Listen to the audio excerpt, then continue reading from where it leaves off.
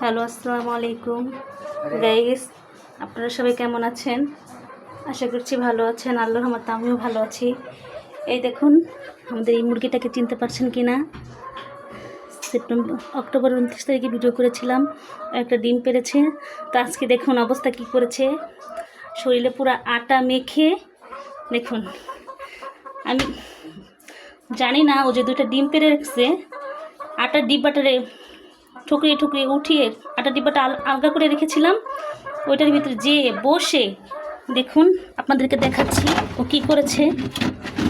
দেখুন, এই দেখুন, ও দুইটা ডিম পেড়েছে, দেখেছেন? এই যে আটাগুলো নষ্ট হয়ে গেছে, অনেক দিন হয়ে গেছে।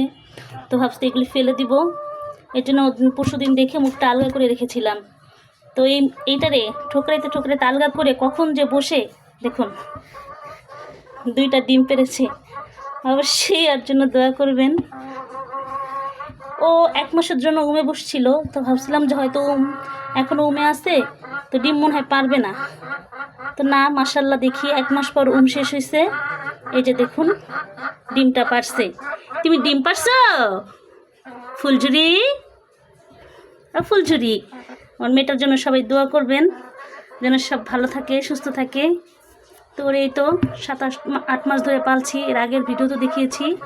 ও ডিম পেড়েছে, তো ওর জন্য সবাই দোয়া করবেন, ওর জন্য এরকম বেশি বেশি ডিম পারতে পারে। দেখছেন কোথায় রাখছি? ওই ভিতরে গিয়ে এই যেটার মুখ ফালাইয়া তারপর এটার মধ্যে ডিম পেড়ে রাখছি দুইটা।